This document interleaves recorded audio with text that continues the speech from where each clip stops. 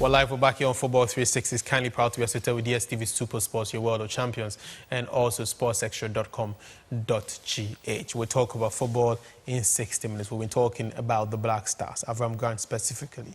Where is he? They say he arrives this evening. We all await that arrival. I'm sure probably he's at the airport as we speak. But hopefully tomorrow morning you definitely start to get the vibe, the sound bites in terms of what has happened of Avram Grant's arrival. But we'll focus the discussion right now on the local league. Kwesi Nyantakyi specifically at the just ended Congress.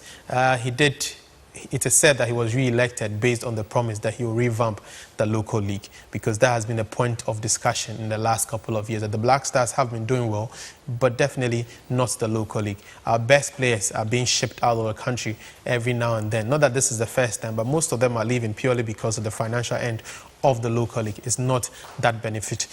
It's not that lucrative when it comes to football players. We're told that Nathaniel Asamoah of Mediema FC Football Club, Yakubu Mohammed of Ashgo, two of the top scorers with 18 and 11 goals respectively, have been signed by Raja Casablanca. They won't be in the league next season. Clubs can't stop the rot because they can't compete financially. Not surprising. Okay. Not surprising. Not surprising. I mean, if you are playing in the elite league, where we are told, I don't know for a fact, where we are told that players earn less than what, $20 a month. That's what we hear. That's I mean, scary. it can't get any worse than that. Where we are told players are not paid for 2 months, 3 months. So if you're earning less than $50 a month and your salary delays for another 2 or 3 months, how do you get these players motivated to go out there and put in the performances that you want to see? Because it's these performances that will draw the numbers. It is these numbers that would ultimately draw sponsors, so that if the performances are crap, if the performances are not good enough, the fans also decide not to go to the stadium. Sponsors also decide that, look, I can't get the eyeballs, and if I'm not getting the eyeballs, I'm not putting my money there. Those who run our football forget that there's a trickle-down effect. It is one thing, it's like a chain, so that if one aspect of the chain is not working, chances are that the other chains will not work. I was reading a document that it's not too far away from you, and there's a suggestion by a former player, Tony Baffo, that the FA should be, the league should be run independently. And if you ask me, everywhere that the league has been run on very clear and sound professional lines. If you go to the English FA, Greg Dyke is the chairman of the FA, but there is a Martin Glenn who runs the Premier League. If you go to the South African League, there is SAFA, but there is a PSL that runs the league. For all the crap that we get to see of the South African national team, their league is one of the very best, because they have the right people who are running the league, so that a top 8 competition, a winner of a top 8 competition stands to earn $1 million from a top 8 competition. What does the winner of our league get? Under $20,000. It just doesn't add up for me. Yeah. So Daniel, I've asked this question several times, and probably let's just probably put what Kwame said into perspective. Tony Baffo has urged the Ghana Football Association to outsource the Premier League board, PLB, to an effective body with experience in organizing events as the way out to help promote the Ghana Premier League, which is struggling to find its feet. That's the truth. But when I listened to Joy FM on a Monday morning after Kwesi Nyantakyi has been re-elected, and I listened to Opokwe Free, he's the CEO of Kotoko, and he says that now that Kwesi has won, we want to know, we hope that he will let us know his vision, and so that we can see how we can help him. You're beginning to ask yourself and say, you go to Congress and you don't demand from a politician what his vision is, what his blueprint is, before you vote for him. But you expect that he will listen to you when he's now won power for 5 years. It does not make sense. You're asking yourself that Kwesi goes to a Congress, irrespective of the fact that he was unopposed. You would have expected that there should be a blueprint as to how he's going to revamp this league. Did we see that at Congress? I wasn't at Congress, so I won't be able to see. But you would have heard it if there was something put across like that. I want to believe that if there's a blueprint, if there's a roadmap of a sort, you would want the FA Communications Directorate to drum that point home, to make it visible, to put it in our face, to bring everybody on board and ask, how are we going to get to the destination that we all want to get to? But you see, for me, and I've been thinking about the problems of the Ghana Premier League, the truth of the matter is that you've got to first admit that there's a problem with the product that you're selling. Unfortunately, and I like a lot of people at the FA, unfortunately, they don't seem to appreciate that there's a problem. And I debate with them. I have friends there. Look, I tell them that 5 years ago, Globe sponsored the Ghana Premier League for $3 million. You are telling me that 5 years down the line, the league has depreciated because First Capital Plus is sponsoring the league at $2 million. Even that at a cap of 2 point something, less than 3 cedis in terms of dollar. Yeah. So you are telling me that as we go forward, the league, in terms of value, Depreciates. is depreciating. Ridiculous. They tell you that, look, this is the best offer on the table at the time. I say that, look, you don't say you don't have a choice. In this life, we all have a choice. I'm privy to information. I'm privy to how MTN wanted to give Hearts of Oak a certain amount of money. Hearts of Oak said they didn't like it. They turned it down. Yes, Hearts of Oak are struggling, but they looked into MTN's face and told them that they didn't like that money. Toby Afede said, if you want to give us that money, I'll put SAS there and give Hearts of Oak the same money you're offering me. Yes, Toby wanted to get sponsorship from elsewhere outside the shores of this country. It didn't materialize. But this is a man, in principle, who knew what he wanted, who knew that I wanted X amount. If you couldn't give me, I won't take the peanut that you are giving me.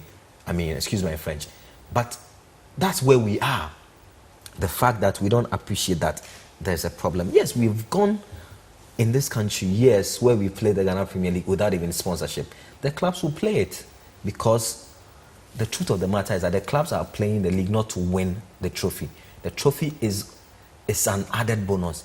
They want to sell their players. That's all they do. That's all they are in this for. Let's look at best practices. Do you know how many teams struggle to be in the Champions League places in the top 4 of the English Premier League? Because even qualifying to the Champions League is a big financial reward. Yeah, it's available. lucrative. Massive I mean, windfall. we all saw the numbers Manchester United lost, given the fact that they didn't qualify for the Champions League last time. But here, people don't want to be in the top 4. If they fall in the top 4, they can't even go to Africa. If they go to Africa, it's a venture that is going to bring debt to the clubs. So clubs would race in the early part of the league, get a mass point. In the second part, they sell off their matches to make money to pay off their debt and settle their players. This is the situation we're in. The FA has been always talking about club licensing and those and the signing of that document is going to bring into effect certain reforms. And yet, but Kwame, so this is where I was coming to in terms of where Mr. Oduro left off, and that is to say, Daniel left off is to say that this is a president who is going unopposed. So meaning that most likely he was going to win.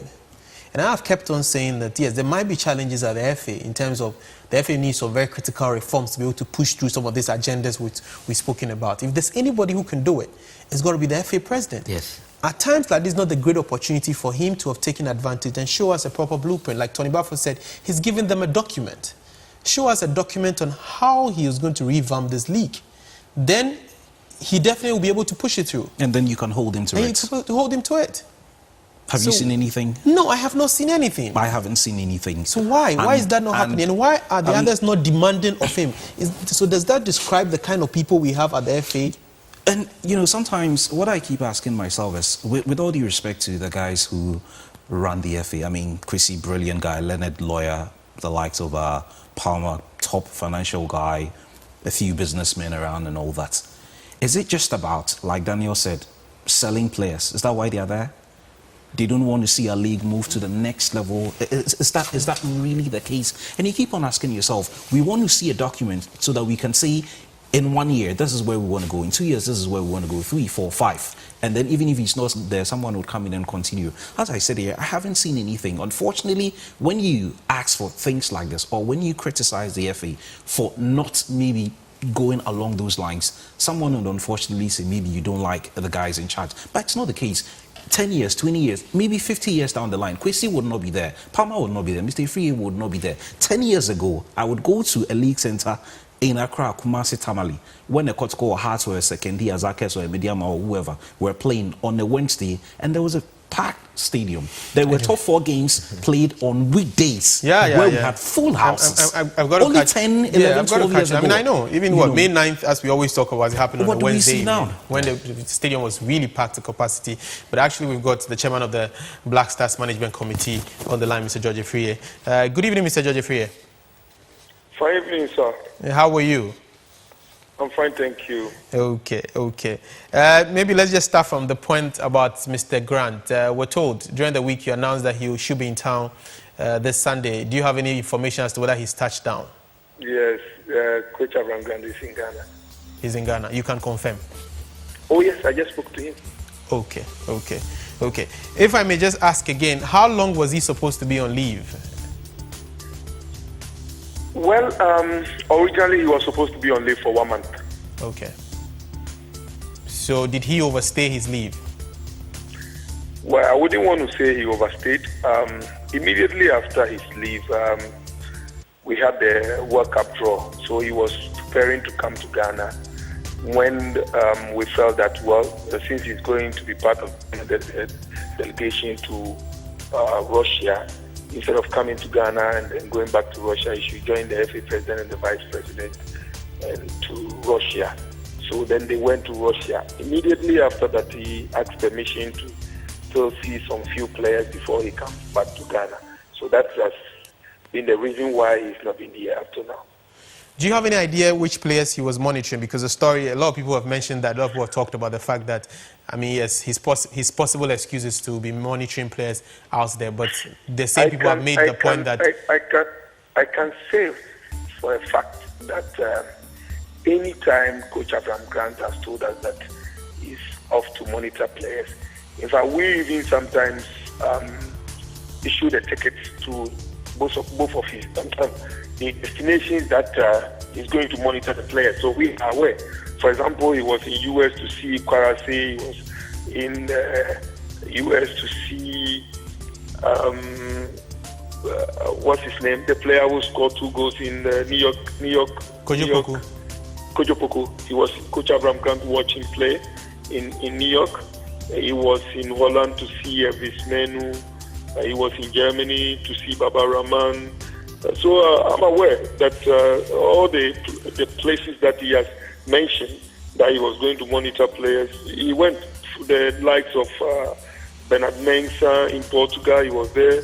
The likes of Amate in the Danish league, he was there. So all the players that he has mentioned that he's going to see them, he has done that. That one I can confirm, because most of the time we issue tickets for his journey to the places, and also he makes sure that we confirm to the team that he's going to visit that the Black Star coach is in the country to watch a certain game, and so even tickets for the match tickets are even made available for him. So that I can confirm that. Okay, so but what is a bit strange, and that's why I would have loved to finish my questioning, is that apart from the United States, as you mentioned, who their league is going on, most of the leagues across Europe are on break. So is he monitoring these players in terms of their pre-season? I mean, when are you referring to as on break? Because as I'm aware, the leagues are ongoing. So yeah, but he's been away for this long. The English league is in its 3rd week. The Italian Scudetto is in its 1st week. This weekend was when they started. So the Spanish La Liga started this weekend. The French league is in its 2nd week. I mean, the oldest league in Europe at the moment is the English league. If you talk of the Spanish league, I think we even have 1 player. But from what you have just said, if you say the English league is in its 3rd week, then it means that at least he was given 1 month. So if after that then the league has started, then I don't think your question then comes in. So because you have to know his leave was from when to when. That's what you need to know. Okay, can you please clarify when I don't have that offered, but I know that, like I said, in actual fact, he was to come back. Let me say, from what I checked, maybe about 2 weeks. So he's overstayed it 2 weeks. Off 2 weeks from the official time that he was supposed to return. I mean, from the date of his leave. But then after that, he asked permission to still monitor certain players. That's what I've just confirmed to you. Okay, so he's overstayed his leave 2 weeks. That's what, if I can confirm. In terms of the leave, yes. He's overstayed it 2 weeks. Yes. Okay. If I may ask, do you have any idea how long he'll be staying again in our country until he moves out again? He goes out for another monetary. In actual fact, as you are already aware, by the end of this month, which is maybe 6 days away from today, the Black Star team should be traveling to Congo and Rwanda. So definitely the coach is going to be here till the team leaves here.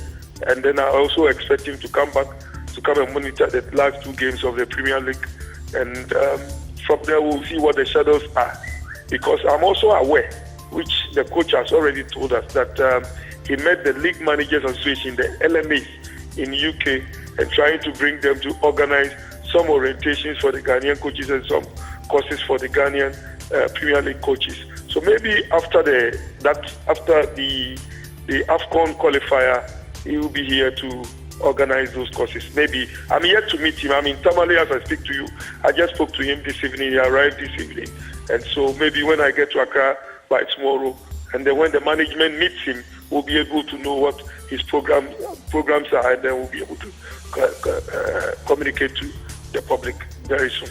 Okay, just before we focus on local football, still on Avram Grant, we're told that the Football Association has purchased an apartment, hopefully, to be able to house the coaches, the Black Stars coaches. We have not purchased an apartment. You've rented an apartment? Yes. Okay, so that will be housing the Black Stars coach? Yes, that's right. Okay. Is there any particular reason behind why they don't purchase but to rent, if I may ask? To be very honest to you, maybe we don't have the funds to purchase now, but maybe in the long term, I agree with you that if we can buy, it's the best. Because if you are paying, let's say, $3,000-4,000 a month for an apartment, if you have the money to purchase in the long term, it's much beneficial to the Football Association. The FA has thought about it. But in the interim, we don't have the funds to buy it now. Maybe in future, this is what we should be looking at. I agree with you. Are we paying $4,000? No, I have not said that. No, I was just asking. I'm sure you are aware that where Milo and Stevanovic were staying, we were paying $3,000. That's for sure. I know. Yeah, but that's a long time ago. It's not too long. It was 2012, 2011, 2013. Yeah, 3 years. So we could be paying $4,000 now. Well, I have not said that. Okay. So quickly, local football before you go. I know you're a Black Stars person these days, but maybe you were at Congress last weekend. There's been a lot of talk about local football. I love my local football more than the Black Stars. You love the local football more than the Black Stars. Okay. So yes. So focus on local football now. Kwesi Nyantakyi has been re-elected as president of the FA, and he's promised that he'll revamp local football. You were very close to him, and as an executive committee member, what are the things that will change? What's the new things that the FA has got planned out for the Ghana Premier League? Well, we need to make our league very exciting. We need to help clubs to attract sponsorship.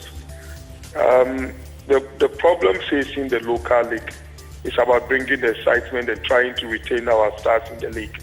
You see, the problem we are facing is that we are living in the global world, and the challenges are just what we see every day. If you have your goal king to be, or the leading goal scorer in the Premier League of the 2015 league already out there in Morocco, where maybe he's earning around $3,000 to $4,000 a month, then it's a problem. If you have other players joining him soon, like Yakubu of Ice Gold already living, there are other players that have had the name already going, then it must be a worry to all of us. And what can we do to retain these players? Trust me, I will not be somebody who will pretend that I have the answers. I have said it on different platforms, and I will repeat it on your platform.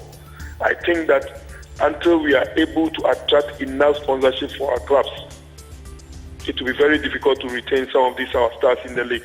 Until we are able to pay a minimum wages of maybe about $1,000 to a player in the Ghana league, we expect our young boys to live every day when the opportunity arrives. That is the problem confronting the local league now. But as an FA, we need to sit down and see what can we do to still retain these our stars. What can we do to make our teams a community-based? I've always cited examples of Liberty Professionals.